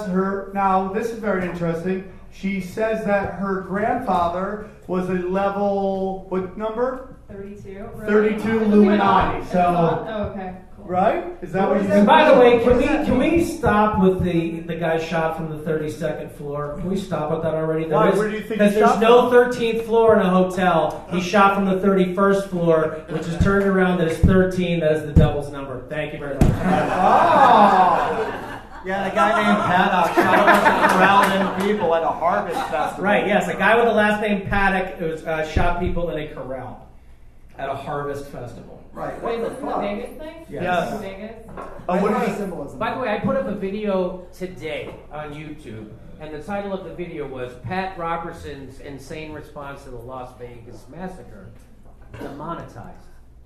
So anything that just has Las Vegas in the title, they don't want anybody talking about it. Unless you're Jimmy Kimmel. They run it. They only want the pre-approved corporate mouthpieces to talk about Las Vegas. Mm-hmm. And that's it. Just like every other fucking thing, by the way. Well, you talked about money control. That's the next step, is guys like us who have shows that are getting money through digital channels. Just shut it off. Oh, you don't agree with PayPal standards anymore, or Apple Pay standards. You know, that's what's coming, I think. Oh, they're already trying to do it. That's the whole push right now for net neutrality. People, we'll lose that fight. What's that? We're going to lose that fight. But here's the beauty of it. Whatever they come up with, there's some dude who hasn't been laid in years, who only lives with his mother. His whole thing is... Yeah, right here. His whole thing is wreak havoc, and he will come up with something that will counter that. And like when you go to China, if you ever do shows in China, I once a year I'll go to Shanghai, and it's wonderful. They have something called VPN. The government has all this censorship. For like $1, you can buy VPN, and it's a program that blocks the government from controlling your website. Sure, they can't get through that. Yeah, I'm sure. I stopped even turning my VPN on when I download stuff because I'm like, what the that's going to do anything because I pay $4.99 a month. Well, I mean, what it will do is hold off the censorship, where it's like they're going to make it so you can go to ESPN really easy, but you can't go to JimmyDoreShow.com because it would clog and it would be forever. With this new thing, it will be like zip, zip, zip. That's what I think is going to happen. Even 10 years ago, I wouldn't have thought the corporatization of the internet would have been like it is right now. Like, you'd hear about it. You hear it's coming. You're like, oh, the deep state invented this. Well, clearly it's going to be weaponized and used against us to some degree. But even 10 years ago, I didn't really see how. Now it literally is just Google, just Facebook, just Amazon. Dude, Apple and Google and Amazon will form the Matrix. That's what will happen. They'll form the Matrix. Very interesting. Vanessa did my show, and we did something on... What did we do? We did the deep states and the Rothschilds. I like how he knows. He liked the Rothschilds. He's really good. Yeah. He listens to it all the time. She started getting hit up by Rothschilds left and right? Thanks for blowing my cover. Yeah. Yeah, she had I was like, awesome. I was like, wait, is this a bad thing? He was like, kind of hot. And I was like, yeah. They were hitting her, last name's Rothschild, just hitting her up. And then her sister... was dating like a faux Rothschild. What's a faux? What is that? No, dude, this That's like a Cadbury. He was like a second cousin, got, Are there people faking he was in an Rothschild? apartment. I was like, you're a faux Rothschild. Hey, I'm a Live in lizard studio person. apartment. So has your grandfather told you much about his involvement at the 32nd level? Did he tell you why he killed JFK? Why did he kill JFK? You're rubbing your neck. That's not a good sign. What? Yeah, is that a sign? Is that a little That is a defensive move. Yeah. She's thinking, covering. He just wouldn't really talk about it. All I know is that I was thinking about, when I first moved to LA, I was thinking about joining the women's version, the Eastern Star. What are they called? Eastern Star. Oh, I thought they were called Do the Dishes. That was a joke. Calm down. Wow. Either way. Very sensitive fucking conspiracy theory. You were making fun of Yeah. people who say that. Yes. Yeah, that's what I was doing.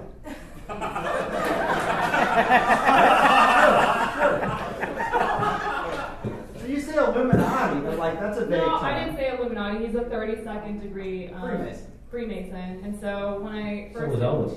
Was he? I don't know. Are all the presidents like 33rd? I guess 33rd is the highest degree. They say. Yeah. So he's a 32nd, and they go, it's like they say, I blonde fucking hair. I get streaks. They say. That 30, but that 33rd level is the most important. That's when they show Right. you that alternate Zapruder film I have no picture. idea. They show you Yeah. that. Oh, you're 33. Here's the real JFK assassination. You get to find out who the babushka lady actually was. You get her fucking brownies and shit. Yeah. Yeah. It's interesting, dude. It's very interesting. When I go on shows, I often get asked about, oh, you're a conspiracy guy. What do you think? And the first one they bring up is Sandy Hook. Mm-hmm. So I one time I answered it, and they were just like, oh, and they went, and their listeners went nuts on me. So now I gotta get, what do you believe? Where do you want to start? So it's like jujitsu, right? You can't just start teaching people omoplatas. And, you got to start basic with it, right? So it's like, okay, what do you think of the JFK assassination? And if they're like, oh, it's Lee Harvey Oswald, I know we're not going to be able to go very deep with that at all. And the magic bullet. I'm new to the Sandy Hook. Welcome, dude. Let me say a little This is the most greatest thing ever. Remember how they took all the steel from the towers and sent it off to China? They demolished that school immediately. And They demolished that school immediately. There's a lot of weirdness about that school. There's footage of the school that looks like it had water damage in it, that it wasn't even an active school. And there's a guy, Wolfgang Halbig. Yeah, he is he's unique great. in that he is qualified to ask this question because he was in law enforcement. Then he was tasked at doing school infrastructure safety. This is literally his job, is to protect schools from these situations. He looked at it and said, this ain't right. There's something messed up here. Really? He's actually going to court in 2 months. I'm interviewing him next week to try to prop up some support for his trial. Really? Yeah, Wolfgang Halbig. Look this dude up because he's a champion. What would be the point? So you don't think so those kids though, their death certificates for those kids, right? They're dead. Well, this is another angle he took. He doesn't think there were kids there, and actually, I know that sounds strange, but you know how they had kids from Sandy Hook sing at the Super Bowl the next year? Did they? They did. Well, he actually went went in there. He was like, where's the paper trail there? He's like, where's the permission slip signed from parents? Where's the names of these kids who were singing? They were just There's a couple things about it that you go, oh, this is interesting. First of all, the 911 call that was put in was not an active shooter. It was an unwanted guest is the actual call. that the number that they put in, okay? The second thing that's very interesting is when the FBI lists all the deaths from Newton, because that's how they allocate money, based on crime.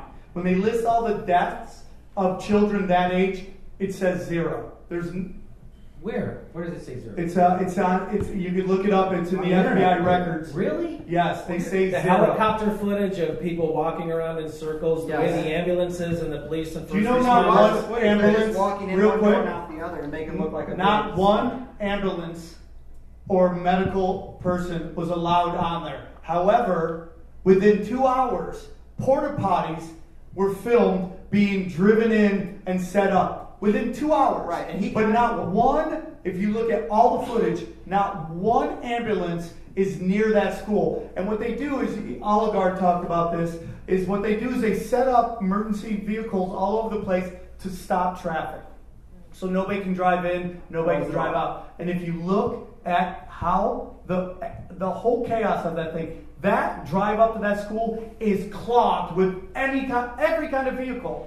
Police, regular cars, ambulances, fucking buses, fire trucks, but nothing's there yet. There's no ambulance actually next to the school. It is clogged. You couldn't get any emergency stuff in and out. And the final thing is this. Columbine, what did we see? We saw footage of people climbing out of windows, running for their lives, doing all that stuff. You see none of that.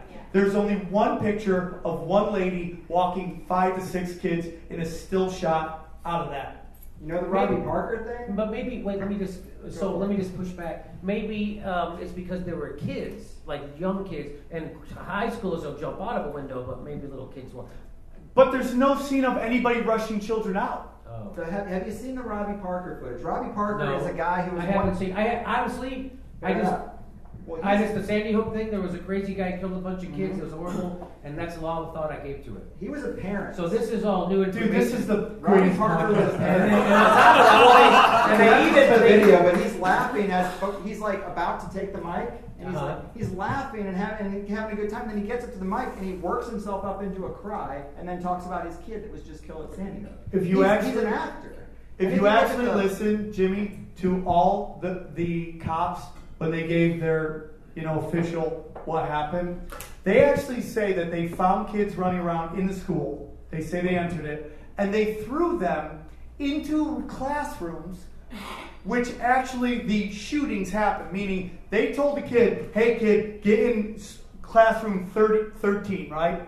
Be safe there, don't move." Well, through the information that was put out, that's actually where all the shootings happened. So why would, in an active shooter, cops be throwing children in the school, in the rooms where the shootings were happening? And watch the footage of the guy who did the autopsies, the guy who runs the morgue. That is a creep. And he says in there, and I quote, you can make things look like a lot of things. And if you have good photographers, you can make things look however you want. And I have really great photographers. The morgue guy said that? He says it in the camera. Here's the thing about the morgue. The morgue guy was actually on a crime show earlier testifying as a mortician, but he was later found, and there's an article in which he was suing the state for bigger pension, meaning he was retired.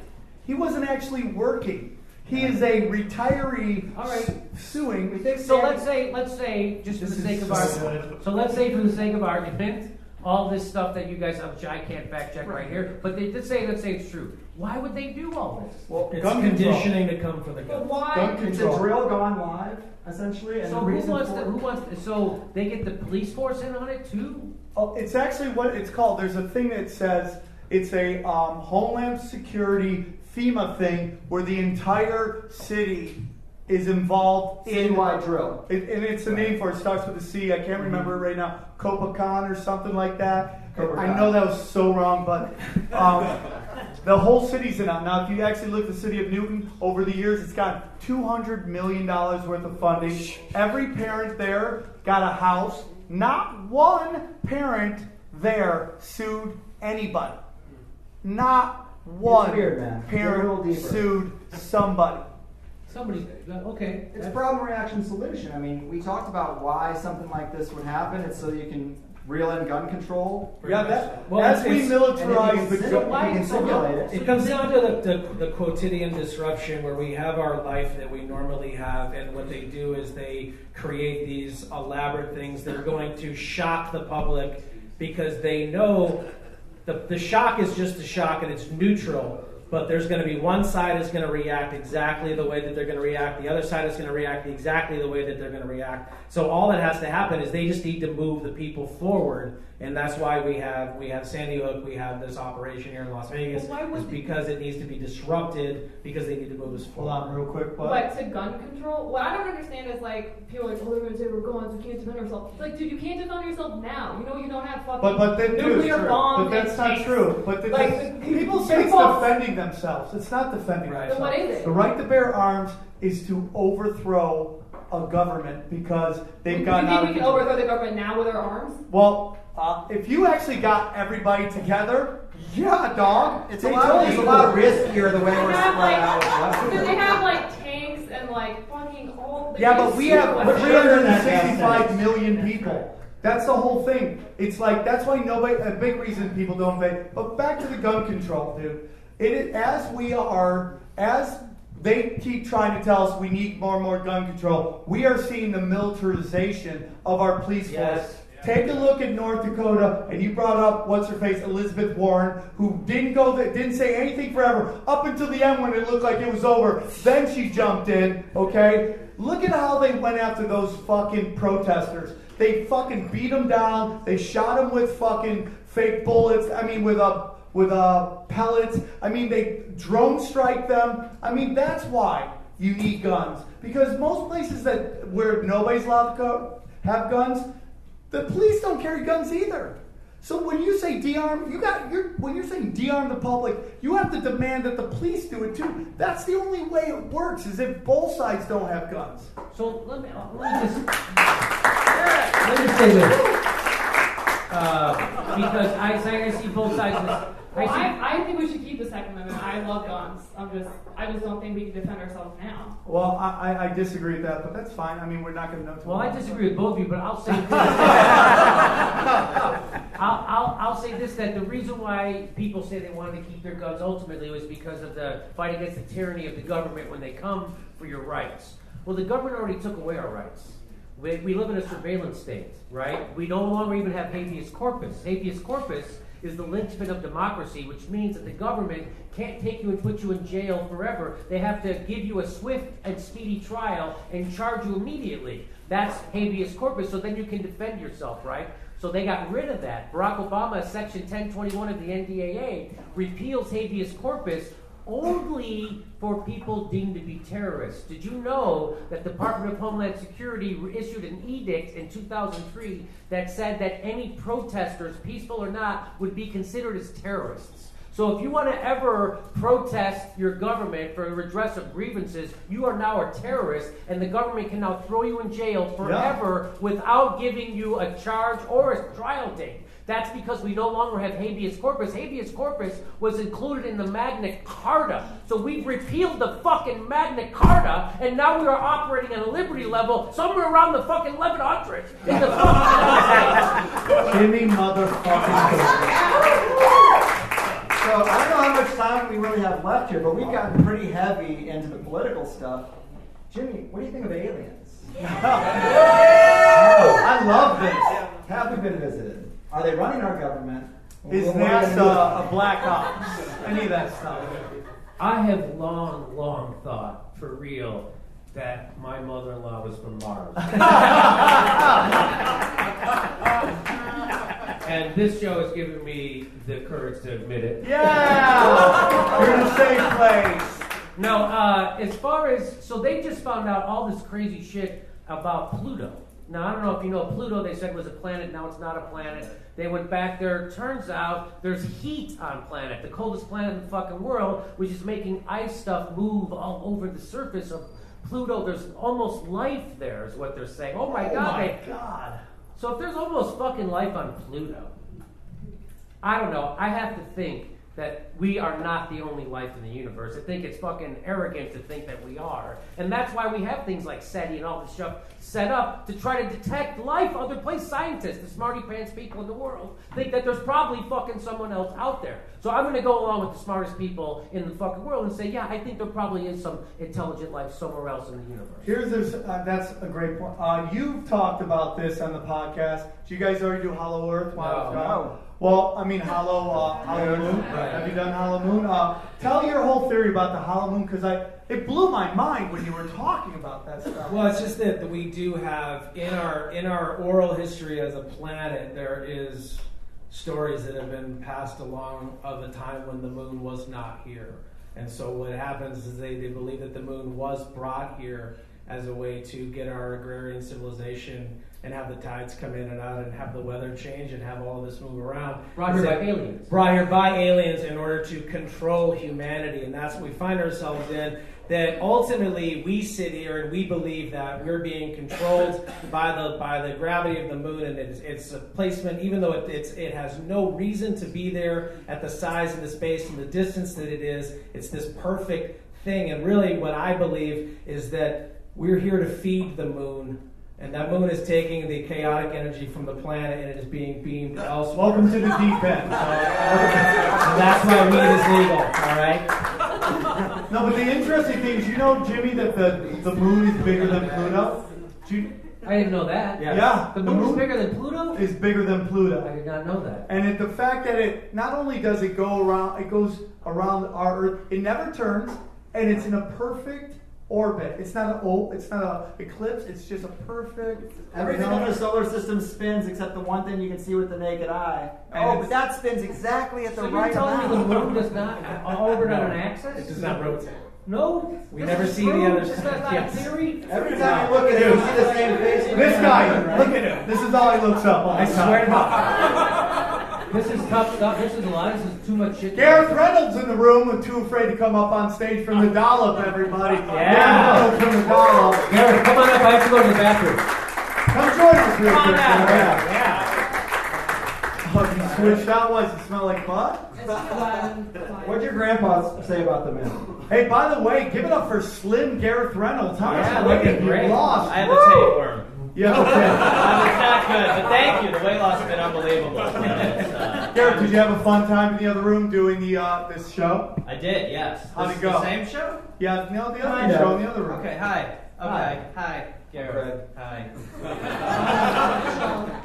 Yeah, it was great. Lots of great energy, and the tapeworm drains you, so I'm a little beat. Okay. So you've always been kind of that there's a lot of political corruption out there. You talked about it. Sure. Are you in any conspiracies out there? You and I have been friends for a long time. We used to do the Naughty Show, and then you left me for somebody better. And that's fine. I think that's a conspiracy. Yeah. That's exploitative bullshit. Are you any conspiracies you enjoy? Anything? Any thoughts on Hollow Moon? Anything? Gee, I wonder why I didn't want to come up here cold. No, I mean, all I want to do is talk about lizard people, Hillary, this deep state. I know you're in the line for you. Where's the line you get off? You say that's Monsanto. too far. I don't think anything is really too far. I will pretty much believe anytime that there are people who are stand to benefit from something, automatically I'm like, nah, I don't know. Even in Vegas, you're like, there's stuff where you're just like, I don't know. I don't believe, I think there's a lot of stuff people can do from inside, and they totally would, and that most of us are just like, Colin Kaepernick, Trump! Well, they're just like, yeah. Well, the whole thing is this, the owner of the Dallas Cowboys, this guy taking a knee, and he's like, we can't have them calling our players son of a bitches. Why? They hid all the fucking, all the head trauma information. They keep playing Thursdays when the players say, we don't want to play Thursdays, it's too bad on our bodies. They don't give them all the information on the money, okay? And on top of that, Jerry Jones is in oil, okay? And what we're about to do, we're about to go into our 8th and 9th war in Venezuela, okay? And what do we do in Venezuela, all right? Why are we going in there? Oil reserves. Oh, they want to get off the petrodollar. And nobody wants things. We're about to get our 8th and 9th war, people. 8th and 9th war. Those are Hitler numbers, okay? We are in the area of Hitler. And I know we love our Snapchat and our Pornhub and all that stuff. But man, when you go watch Star Wars, just know we're the Empire. We're the guys in white that storm and kick everything over. And we're not the good guys. It's not about freedom. It's about taking your shit, yo. I was going to say that. No, I think you're right, Sam. The stormtroopers are the height of white power. Yeah. Really, that's where it ends up. I think there's a piss tape.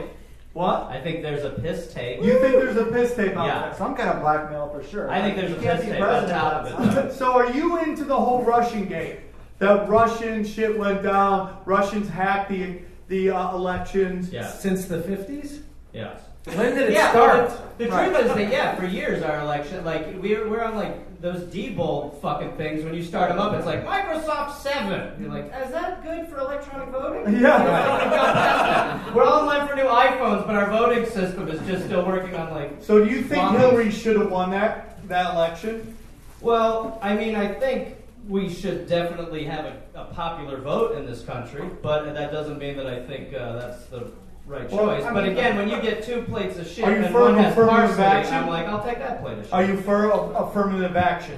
Yes. Are you for that? Yes. It's the same thing. Because if you don't have an electoral college, North Dakota, South Dakota, their votes will never matter. And you're like, well, they should matter. But that's not how it operates. I mean, you have to have everybody have a chance. Think about it. Now, hold on, real quick. Now, you're against electoral college, but Hillary completely jacked the electoral college in the Democratic primary, and the only reason she won that shit is some bullshit earlier, like, oh, we don't even care who you're running against. We're going to give you all the electoral votes. So, what does she want? Does she want the electoral college, or doesn't she want the electoral college? Because it got her the Democratic primary fucking vote and the fucking nomination, but then she's crying about it when she got lit up by 3 groups.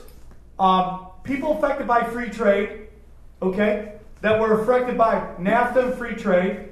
The black vote didn't vote for them, and this isn't racism because they know she passed the crime bill in 1994, her husband, which incarcerated tons of fucking people because this much crack was a helicopter's worth of fucking coke. So she lost those votes, okay? And then she didn't lose, then women didn't vote for her.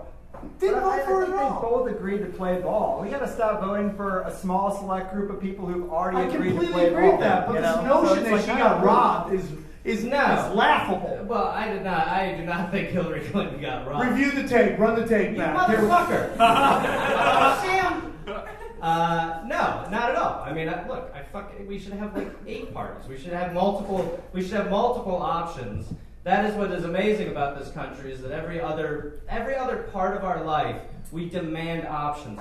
Sauces, fucking movies, Cheesecake Factory's menu is bigger than the goddamn Bible. And then when it comes down to it, we get 2, and we just sit there and go like, fuck you! She's perfect!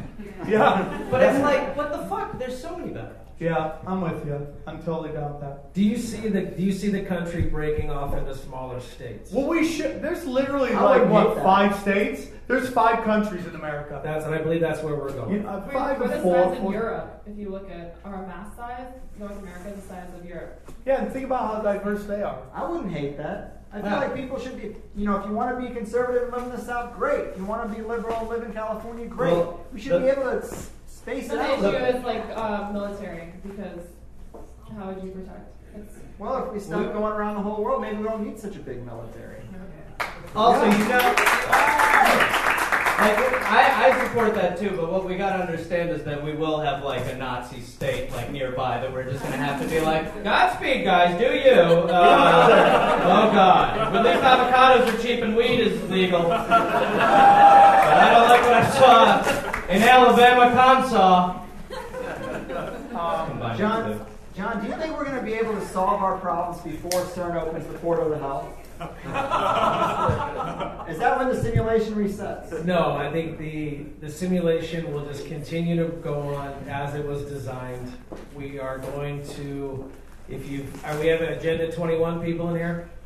Where's our Agenda 21 Where are my people? Agenda 21 people? You guys know that there's just not enough land to grow enough food to keep the population that we have here. And we're going to have the state taking away our very ability to own private property so they can grow food on the land as everybody comes into the city centers and the city centers grow skyward. By the time that happens, the United States, the Electoral College, our very currency and everything we believe in will be gone, and this will be a one-world government, and it's already here. So I thought Project 21 was all about not hitting on a soft 17.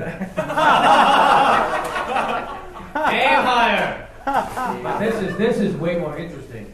So I just had one question for you. Why do you love Hillary Clinton? Yeah. You know, it's the laugh. I find the authenticism of the laugh is something I want to see what it could do when it's legislating. Yeah. I think Tom Cruise told her to calm down, so that's how you know her laugh. I was happy that the Russians blackmailed Trump. I'm sorry, because if we got Hillary in, we most likely would be in World War III right now. She wanted to enforce a fly zone. A no-fly zone in Syria, which would have meant definitely a war with Russia. But we are in what they're conditioning us for, which is pre-war, which is why we have automatic gunfire on our television on loop, which is why we have gunfire and explosions going off in Paris and in England and now here, because they want us to be used to hearing it, so when we do actually get to experience it, we all know now to yell active shooter. The helicopters, too. Yeah. The amount of fucking helicopters. My family from England was in town, and they saw a helicopter, and you would have thought they saw a fucking dinosaur. Like, there are so many, there are like 3 helicopters over my place all the time, and I'm like, what the fuck is so goddamn important up there? What the fuck are you doing? What is going on? Well, what's going on is you live in a shitty neighborhood. One of those helicopters is Sam with the cocaine. You should move to South Pasadena. Yeah, South Pass. Or West LA. I live in North Pasadena. Helicopters all the fucking time. I appreciate that you came down to my level. I built a studio in my garage, and I literally had to double fucking sound insulate it because of the helicopters that go over my fucking. I literally had to do that, and I had to put a soundproof door on my studio. So I know exactly what you're talking about. Yeah. Why do you love Hillary? You know, when it comes down to it, it's the honesty of a marriage. I think you know that those two have a real connection, and I want to see that carried through into legislation. I really do. Let's see that honesty enacted. So, do you have any thoughts, Jimmy, on the Lolita Express? I don't know what that is, but I wanted to tell people. I love that. There should be just a segment where wake up, Jimmy. That's all. Sit here and always do this. I'm the most woke guy that I thought I was until I came here. I thought 9/11 was all solved. Turns out a lot of shit still happening. Yeah. And I knew people were fucking babies, but I had no idea. Guys, real quick. Guys, please take care of your cocktail waitress. She's a wonderful person. She did a great job. Please take care of her. She's been cool to tell us. We got to wrap it up. What is the Lolita thing? The Lolita Express. Jeff, what's his name? Epstein. Oh, that guy. That's his pedophile island in the Express. He just paid out a bunch of people. So what do I think about that? I think that guy's a fucking pedophile. He's convicted. But what do you think about the fact that Bill Clinton has been on that flight to that island 25 times?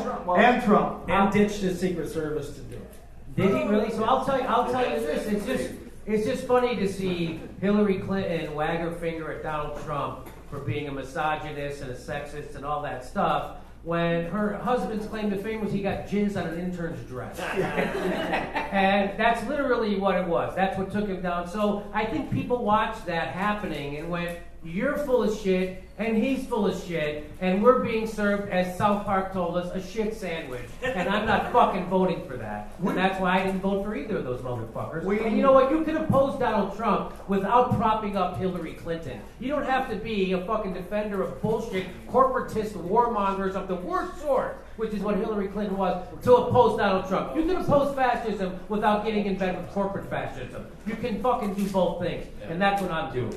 Real quick, we got to wrap it up here in a couple seconds. real quick, you've been in Hollywood for a while, and you know, we're friends with a lot of these Hollywood people who you know are movie stars and television stars, and you go really hard on Hillary. Any blowback from that group of people who just can't stop? You know, I'm with her. I miss her so much. You guys said blah blah blah. And like, do you get any blowback from that group? Well, I'm here and not at Largo. Yeah, I get a lot of shit from a lot of people. A lot of people all the time, and they just, whenever they feel like going on Twitter and insulting me, they fucking do it. People I know, producers in Hollywood, people who produced fucking, for that guy, not The Simpsons, but the one that's not as good. Futurama. No, the other one. Family Guy. Yeah, Family Guy. That guy. So, and I like Family Guy. I guess I did slam it, but I like Family Guy. But one of their big producers always comes at me on Twitter, and I just say, hey, thanks for the likes, and I'm a big fan of yours. That's what I say. I never come back at them. So yes, Sam, to answer your question, I get a lot of fucking shit for a lot of people because I oppose fascism no matter where I see it. Whether it comes from a corporate fucking warmonger like John Kerry, Bill Clinton, or fucking Hillary Clinton, or Barack Obama, or whether it comes from George Bush or Dick Cheney or Donald Tonahan's Trump. I fucking oppose it no matter where I see it, and that's not okay in Hollywood. In Hollywood, you're only allowed two choices, and that's where those people are wrong. That they think they have two choices. You have no fucking choice. There are no choice. Yeah. But if you pick Hillary Clinton or Donald fucking Trump or Hillary Clinton or Jeb Bush or Mitch Mulaney, what the fuck, Mitch Mulaney? That's a comedian. But not ready for office. Mitch McConnell, or if you picked Barack Obama over the fucking dickhead he ran against, it doesn't matter. We get the same shit. We voted for John McCain, or you voted for Sarah Palin, or you voted for Barack Obama. We got a right-wing healthcare plan. The banks got bigger. We expanded the wars from 2 to 7, and the income disparity got greater. You tell me who the fuck we voted for. We voted for the party of power, and that's all we have left in America. No fucking shit. To the point where they pretend that Jill Stein, someone with no money and no power, somehow affected the election. No money and no fucking power. Those are the people that they're blaming and scapegoating, not the powerful. So whenever you catch someone scapegoating the powerless, the people with no money, you know those people are full of shit, and they're protecting corruption.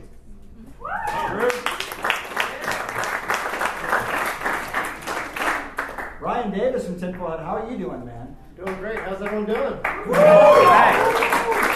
Jimmy, it's awesome. It's been so awesome for you to be here tonight. This has been fantastic. You guys have a great audience.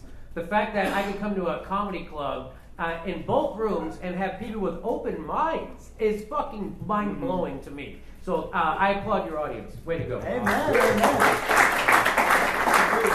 That's a beautiful thing, but do you think the gap is widening between those that are getting dumbed down and those that are waking up? Yes. Yeah, it's kind of sad, right? Yes, it's kind of sad. People I used to respect immensely have now lost their fucking minds because Hillary Clinton is not president.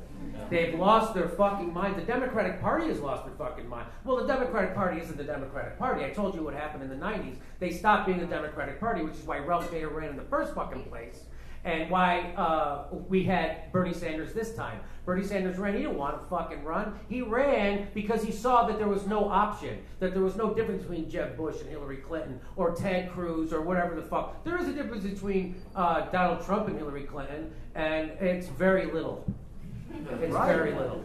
So, and people don't want you to believe that. Right now, the Democrats just went along with that $700 billion military increase, which could have paid for all our student loans, which could have gave us free college, which could give us fucking health care. They didn't do any of that fucking shit. They gave it to bombs that are going to be dropped. So that's what they don't want. And I fight against that, and I get shit from left. Half the left hates my fucking guts. So I'm not that popular with people who think critically. I'm popular with people who do think critically and people who want to push back against the corporate state. Because we live in a corporate time. You know, Idiocracy, I thought was a movie about the future. It's not. The biggest victim in all this is Idiocracy, because it used to be so goddamn hilarious, and now it's a fucking documentary. Yeah. And non-white people. So if we can't vote our way out of this situation, do we just go down with the ship? Like, are we just fucked? I've been asking people, how do we start a revolution? And I mean a real revolution. And they're like, well, you have to get guns and stuff. And I'm like, I don't know if you have to get guns. Egypt had Tahrir Square, although they got crushed by the military. But I think that if we did slow, we had 1 million people in the streets against the Iraq War, and that wasn't enough. So we have to have more than 1 million people in the streets. But I think we can get 1 million people in the streets. I think we can get more than that. I think, well, half the country doesn't vote as it is. Why? Because they know it's bullshit. That they know they're not going to vote for the puppet on the left or the right. And if they vote for Jill Stein or Gary Johnson, they're going to be ostracized from polite society, which is fucking bullshit, right? So I think a real revolution, Bernie Sanders started every speech he gave during the 2016 primary campaign by saying, sounds like you're ready for a revolution, and the place would go fucking crazy. Because people know that without a revolution, we're fucked. We are, right? Because the both parties are one. The ruling elite has a stranglehold on corporate cash and our fucking legislators, and they are not letting go. So how do we get back that? Bernie Sanders is the most popular politician in the country right now, by far, by a factor of fucking 30. The next one is Elizabeth Warren, who is way down on the list next to him. And yet, no, everybody still treats him like he's some kind of outsider. That guy couldn't be more fucking mainstream. I turned on Chuck Todd on NBC, America's #1 newsman, and he tells us that because Bernie Sanders wants Medicare for all, which is fucking favored by 65% of the country and 80% of Democrats, he said that he is divisive. No, Chuck Todd, you're fucking divisive because your paycheck depends on keeping good shit away from the fucking populace. That's who's divisive. He can fucking compare Steve Bannon and Bernie Sanders in the same news segment as being divisive without batting a fucking eye. That's fake news. Absolutely. Yeah, but it comes down, we just have to stop.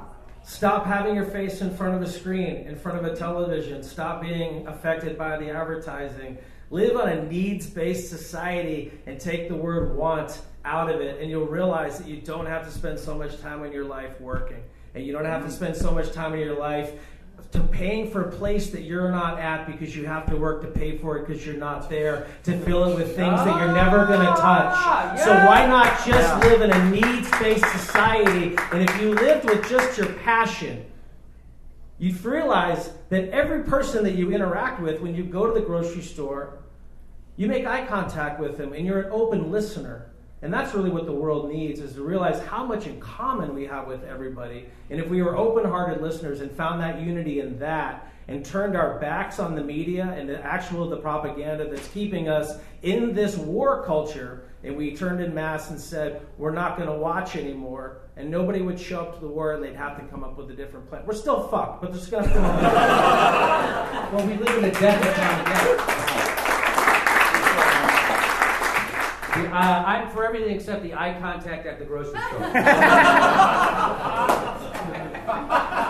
When I look at this panel, I see passionate people, passionate cat owner, passionate politician, passionate conspiracy theorist, passionate on many, many, many things. Yes. Me, I'm passionate about love, and that's how I think is going to do this. Because, I mean, look, I might look like a flower child, but fuck, I got the soul and the heart of a punk rocker. Right. So the fact that you guys are out here on a Tuesday, you're listening to us babble in both rooms, but you're showing up. So you're showing up to your own lives, and I just want to applaud you guys for doing that. Thank you so very much. Sam did give us the sign that we needed to start wrapping it up. But, I mean, this has been awesome for me. I have never done a live podcast before. A lot of you probably listened to the one I do from my bunker at home. And it's just been awesome. I mean, I'm pretty psyched. This has been pretty successful, I would say. I would say it's been very successful. Are you kidding me? I just talked to him. Max raised $15,000 tonight. Wow. Yeah. Wow. And let me just say, for a guy with that hat and that long hair, you have the whitest teeth I've ever seen.